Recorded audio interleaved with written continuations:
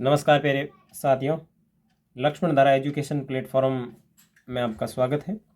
मैं हूं लक्ष्मण चौधरी और आपके अपने इस यूट्यूब चैनल के ऊपर NCERT अपन सीरीज चला रहे हैं, जिसके अंदर आज की वीडियो में अपन बातचीत करेंगे क्लास 6 की जो NCERT है हिस्ट्री, हमारा अतीत के अंदर चौथे पार्ट है, जिसका नाम है क्या बताती हैं किताबें और कब्रें, के अंदर से कौन कौन से अपने इम्पोर्टेंट नोट्स रहने वाले हैं और कौन से अपने वन लाइनर MCQ क्वेश्चन रहने वाले हैं। तो चलिए शुरू करते हैं। सबसे पहले देखते हैं प्राचीन ग्रंथों में जो वेद है वो 4 है। कौन कौन से वेद है? ऋग्वेद, सामवेद, यजुर्वेद और अर्थवेद। 4 वेद देखने को मिलते। ऋग्वेद की रचना लगभग 33 साल पहले हुई और ऋग्वेद में 1000 से ज़्यादा प्रार्थनाएं हैं, जिन्हें सूक्त कहा जाता है। ठीक है, आगे बात करें। सूक्त का मतलब अच्छी तरीके से बोला गया। नेक्स्ट, ऋग्वेद में वर्णित 3 देवता। अब जो ऋग्वेद है इसके अंदर 3 देवता का वर्णन मिलता है, अग्नि, इंद्र और सोम। अग्नि का मतलब होता है आग का देवता, इंद्र का मतलब होता है युद्ध का देवता, सोम का मतलब होता है एक पौधा जो खास तरीके का पेय पदार्थ बनाया जाता था। ठीक है, तो जो सोम है, तो 2 तो देवता हो गए, एक तो अग्नि देवता, एक इंद्र देवता, और तीसरे जो सोम है वो आपके खास पेय पदार्थ के लिए एक पौधा हुआ करता था। ऋग्वेद की भाषा प्राक संस्कृत या फिर वैदिक संस्कृत कहलाती है। संस्कृत भाषा एक भारोपीय अर्थात भारत तथा यूरोपीय भाषा परिवार का हिस्सा मानी जाती है।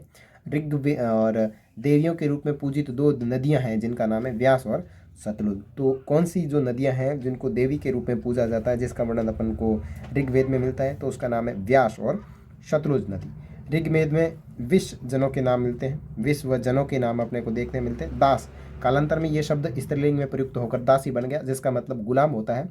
दास वे स्त्री पुरुष होते हैं जिन्हें युद्ध में बंदी बनाया जाता है, उन्हें उनके मालिक की जायदाद माना जाता है। जो भी काम मालिक चाहते हैं उन्हें वो सब करना पड़ा। तो ये दास की परिभाषा है, बहुत अच्छी परिभाषा है। आप कहीं इंटरव्यू में भी अगर दास की परिभाषा पूछी जाती है तो इस तरीके से आप बता सकते हैं कि ये एक स्त्रीलिंग, बाद में स्त्रीलिंग बन गया था, जैसे दास दासी हो गया, और जिसका मतलब होता है गुलाम।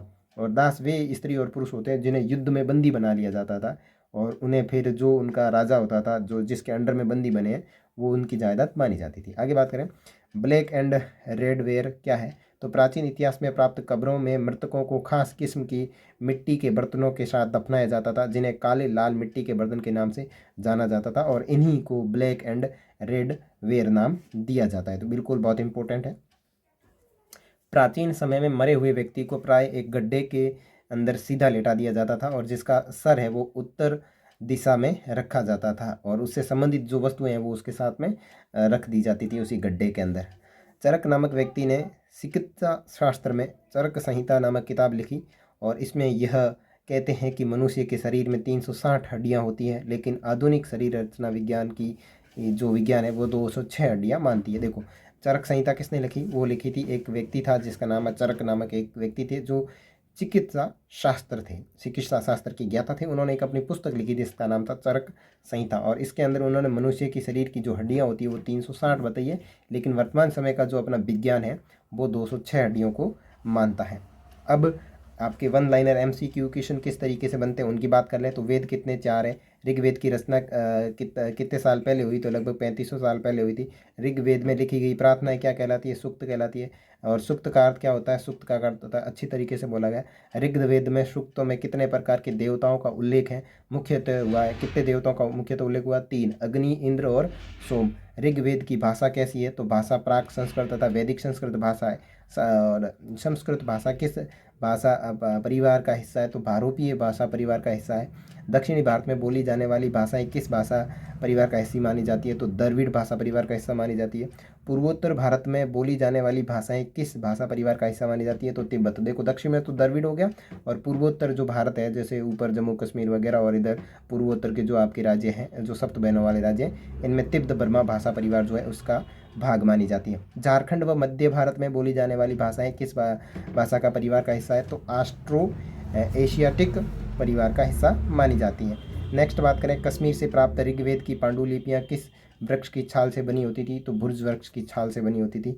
ऋग्वेद के रचयिता स्वयं को क्या मानते थे? ऋग्वेद के रचयिता स्वयं को आर्य मानते थे। वैदिक काल में विरोधियों के लिए किस शब्द का प्रयोग किया जाता था? दस्य या दस्यु। जो विरोधी होते थे, वैदिक काल में जो विरोधी होते थे उनके लिए क्या प्रयोग लिया जाता था, दस्यु या दास शब्द प्रयोग में लिया जाता था। महापाषाण कब्रें बनाने की प्रथा कब शुरू होती है, तो 3,000 वर्ष पहले शुरू होती है। और चरक संहिता के लेखक कौन है, चरक है। और चरक का संबंध किस क्षेत्र से था, चिकित्सा क्षेत्र से था। और वेदों की रचना कब प्रारंभ हुई, 3500 साल पहले प्रारंभ हुई। इसके अंदर आप देख रहे थे अब जो मिलान वाला है, तो सूक्त क्या था, सूक्त का मतलब होता है अच्छी तरीके से बोला गया। रथ का मतलब होता है युद्ध में प्रयोग किए जाना जाता था। और यज्ञ क्या होता है, अनुष्ठान होता था।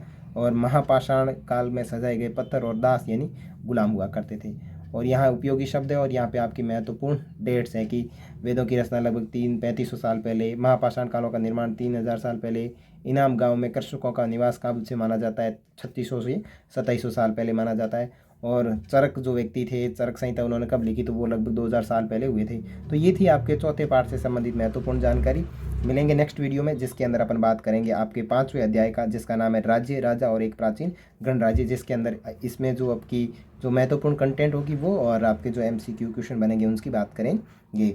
अगर आप लक्ष्मण धारा एजुकेशन पर नए हैं तो अपने इस चैनल को सब्सक्राइब कीजिए और साथ ही साथ अपने दोस्तों को शेयर कीजिए कि यहाँ पे अच्छी तरीके का कंटेंट मिलता है। और इन वीडियो के अंदर जो आपको ये PDF दिखाई जा रही है, इसकी PDF आपका जो अंतिम अध्याय होगा उसके साथ में अपलोड कर दी जाएगी, जिसका मैं ऑलरेडी जैसे ही अपनी जो अंतिम क्लास होगी उसमें एक वीडियो बना दूंगा कि अपनी PDF कैसे मिलेगी, किस तरीके से मिलेगी।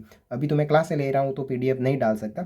जैसे ही अपनी इस सीरीज़ की, जैसे अभी अपन हमारा अतीत की बात कर रहे हैं, ये जैसे ही कंप्लीट होगा, कंप्लीट होने के बाद में मैं इसकी PDF है वो मेरी वेबसाइट पे अपलोड कर दूंगा, जहाँ से आप बिल्कुल फ्री में डाउनलोड कर सकते हैं। तो धन्यवाद, मिलेंगे नेक्स्ट वीडियो में, तब तक के लिए बाय बाय।